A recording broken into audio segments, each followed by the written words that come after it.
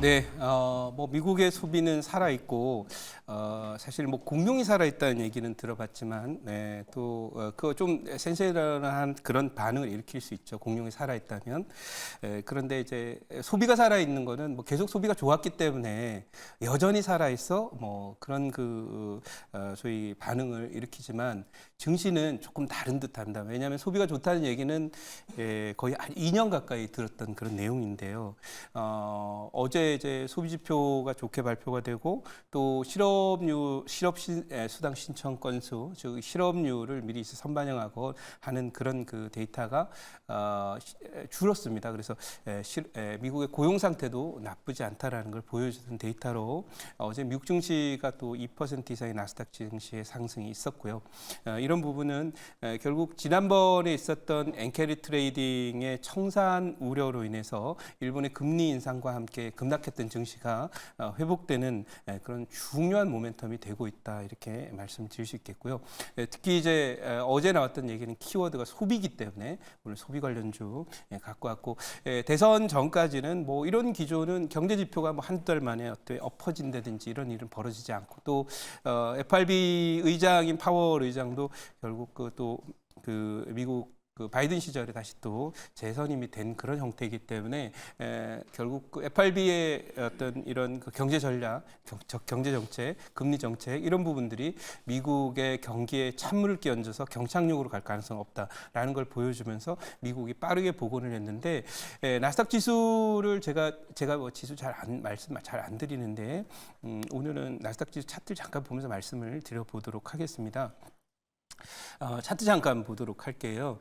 자, 차트 잠깐 보시면은 지금 어제 이제 지난 수요일 날 이제 나스닥 지수가 21선을 터치한 이후에 목요일 날 잠깐 쉬었다가 어제 드디어 21선을 완전히 넘어가는 상승을 보이면서 여기 지금 올라온 모습인데, 이제 보시는 것이 나스닥 지수 차트입니다. 보시면 지난번에 여기 이 자리가 4월 달에 있었을 때는 이란 이스라엘 간의 이 보복 그 미사일 날아가고 하면서 보복 전쟁으로 해서 리스크가 컸던 그런 자리에 내려왔다가 멀티 바닥을 여러 차례 하나, 둘, 세 번을 딛고서 상승 추세로 갔어요. 근데 이 소위 그 엘리엇은 이렇게 얘기했죠. 소위 알터네이션의 법칙이라고 합니다. 직전에 있었던 큰 저점의 패턴을 따라가지 않는다. 그냥 땡겨버리는 그런 모습이 나오죠. 빨간선 넘어서게 되면 사실상 이 미국은 추세 복원에 성공했다, 이렇게 저는 생각을 하고 있습니다. 그러면 추세 복원에 성공했다는 얘기는 지금까지 상승 추세였기 때문에 여기를 넘본다는 얘기입니다. 전고점을.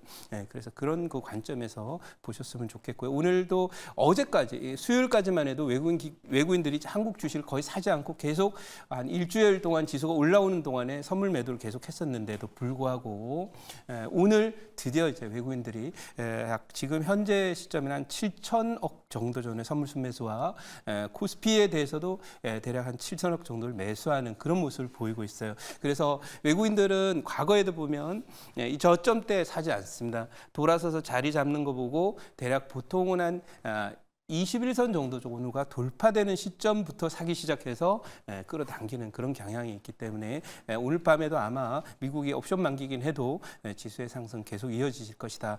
대선 전까지는 계속 이런 모습이 나타날 것이다, 이렇게 말씀드려서 저는 이번 키워드의 중심은 역시 소비에 있다라고 봐요. 전문가들 예상치는 0.4, 0.6 정도 성장할 거라고 봤는데 1%의 성장을 소비가 보였기 때문에 미국의 소비가 살아있다.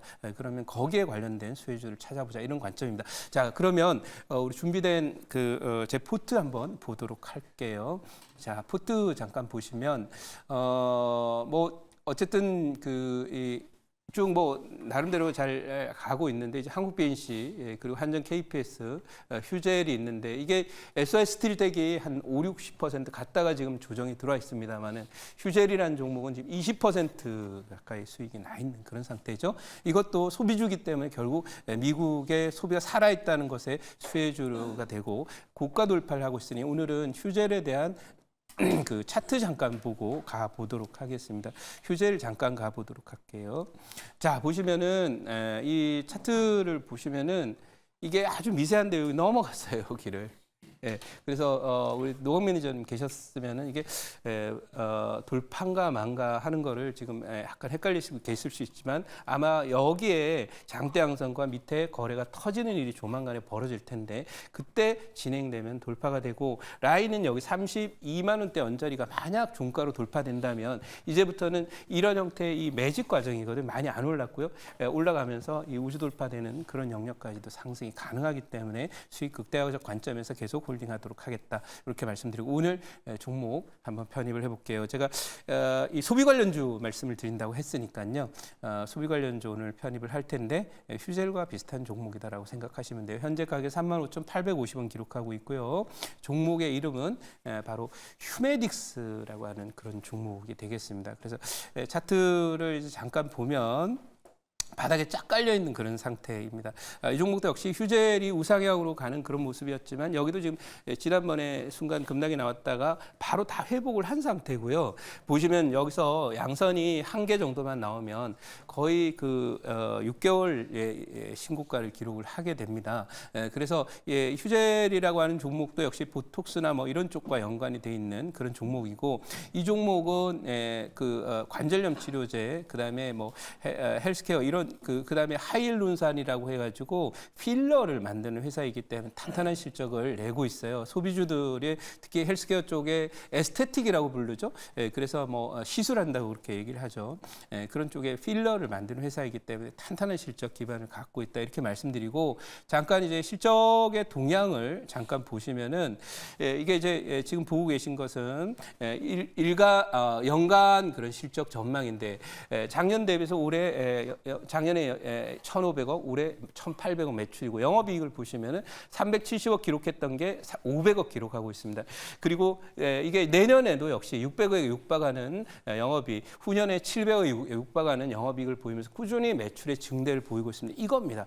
소비재주들이 강점이 있는 것은 한 부분에서 소위 얘기해서 아이스 브레이킹에 대해서 시장 개척에 성공하게 되면 그게 이제 소위 입소문을 통해서 마케팅이라는 게 그렇죠. 점점 커지는 그런 경향이 있고요. 그리고 뭐 이게 작은 시장이 아니기 때문에 꾸준히 이제 증가하는 경향인데 여기서 돌아가 봐야 될 것은 여기 예전에 2019년만 해도 이 종목이 690억 매출에 90억밖에 영업이익을 못 냈는데요. 불과 이제 5년 지난 다음에 500억을 내고 있다라고 하는 굉장히 중요해요. 그래서 매출이 계속 꾸준히 늘어나고 있는 이런 회사가 진짜로 과거로 따지면은 또 코카콜라라든지 맥도날드라든지 또 우리 화장품 종목들 중에서 뭐 과거 화장품 종목들이 잘 갈 때 아모레 퍼스픽이라든지 이런 종목들의 움직임 또 최근에 우리나라의 경우에 뭐 실리콘 투라든지 이런 종목들이 결국 그 꾸준히 매출이 늘어나고 영업이익이 늘어나는 성장형 형태를 보이고 있는데 확실히 소비 시장을 제대로 뚫으면 그냥 무궁무진한 그런 시장 규모로 회사가 성장할 수 있다는 점에서 휴메딕스 그동안 많이 오른 것도 없기 때문에 꼭 관심을 두셨으면 좋겠다라고 말씀드리고 자료 간단하게만 제목만 살펴보고 넘어가도록 하겠습니다.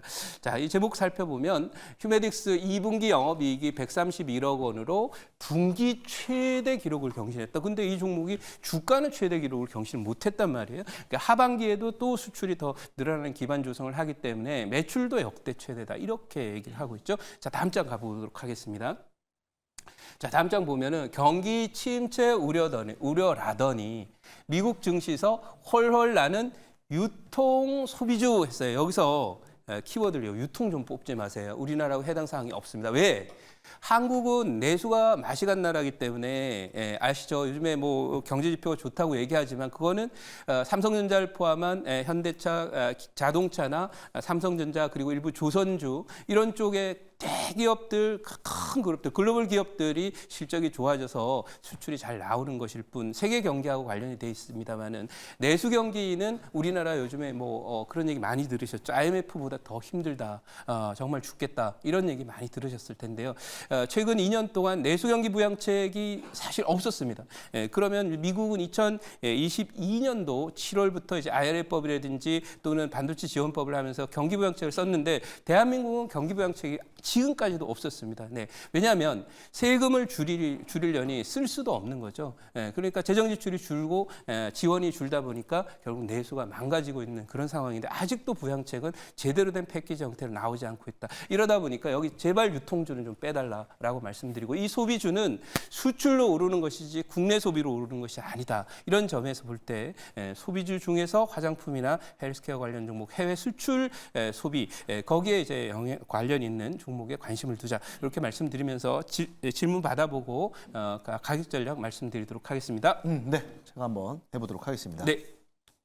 자, 일단은 그 이제 말씀을 워낙 또 잘 해주셨는데요. 네. 지금 그 미국은 지금 이제 그 소비 이번에 소비 판매 네. 지수 좀 잘 나왔잖아요. 맞습니다. 예상치대로. 네. 그래서 지수가 이제 급등했는데 우리나라는 우리가 이제 그냥 길만 지나가다 보더라도 네. 1층에 임대가 또 이제 많이 붙어 있고, 맞습니다. 네. 그러니까 사실 뭐 지금 경기는 거의 뭐 대기업, 그러니까 네. 현대나 뭐 삼성 이런 회사들이 끌고 가는 거고 있고, 지금 그 이제 중소형 중소업체들은 네. 좀 많이 어려운데 네. 이런 구조가 좀 왜 이렇게 나오는지, 미국도 좀 그런 건지 궁금합니다. 전혀 미국하고는 이제 그 경제 구조가 좀 다르다 이렇게 볼 수 있고요.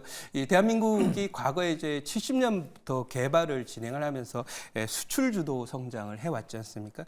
그런 게 통했던 게 이제 지금 결실을 맺고 있는 게 대기업들이라든지 우리 뭐 전기전자라든지 화학이라든지 철강이라든지 조선이라든지 이런 쪽이 성장해서 이제 글로벌 대기업을 성장해서 거기는 수출이 꾸준히 나오고 있는데 문제는 내수와 관련해 가지고는 여전히 우리나라에 있던 내수 쪽과도 연관이 되었던 많은 기업들이 중국에 많이 빼앗기고 이러다 보니까 어려운데 특히 저는 정책 기조에 좀 문제가 있다 이렇게 저는 생각을 하고 있습니다. 옛날에는 수출이 막 20% 30% 늘어나니까 그게 이제 내수에도 돌면서 수출 기업들이 예를 들면 뭐 고용도 늘리고 또 많은 자재도 구매하고 이러니까 내수가 돌았는데 요즘에 수출 실적이 늘긴 늘어도 보면 고용은 늘지 않고 있습니다. 소비의 근간은 고용인데 고용이 늘지 않는 수출 증가가 우리 내수에 긍정적인 영향을 준다. 전 택도 없는 소리다. 이미 우리 70년대부터 2010년 정도까지 생각했던 그런 수출 중심의 구조, 이 구조를 지금 다르게 봐야 되고 내수를 살리기 위해서는 거기에 걸맞는 정책들, 일자리를 늘리기 위한 정책이라든지 새로운 프로젝트를 만든다든지 이런 부분에 대한 것과 여러 상인들이라든지 또는 뭐 중소기업들이 뭔가 일을 더 할 수 있도록 지원책들이 더 강화돼야 되는데 그게 아니다면 결국 앞으로 3, 4년 동안 지속적으로 내수 불황에 우리는 달할 것이다. 이렇게 보고 한국은행이 지금 금리 인하 시점을 놓쳤다라는 그런 분석이 나오고 있는데 제가 볼 때는 여차하면 경기부양책, 소비부양책과 관련된 그런 그 정책도 실기하지 않을까 우려하고 있다. 그러나 제가 오늘 소비주 갖고 있는 한국 내수를 얘기하는 게 아니라 미국 내수와 연관이 돼 있다. 이렇게 말씀드리고 목표치 말씀을 드리도록 하겠습니다. 1차 타겟 목표치는 42,000원 드리도록 하고 2차 목표치는 52,000원 드리도록 하고 손절 라인은 32,000원으로 드리도록 하겠고요. 무료 방송 오늘 없고 월요일 날 진행하도록 하겠습니다.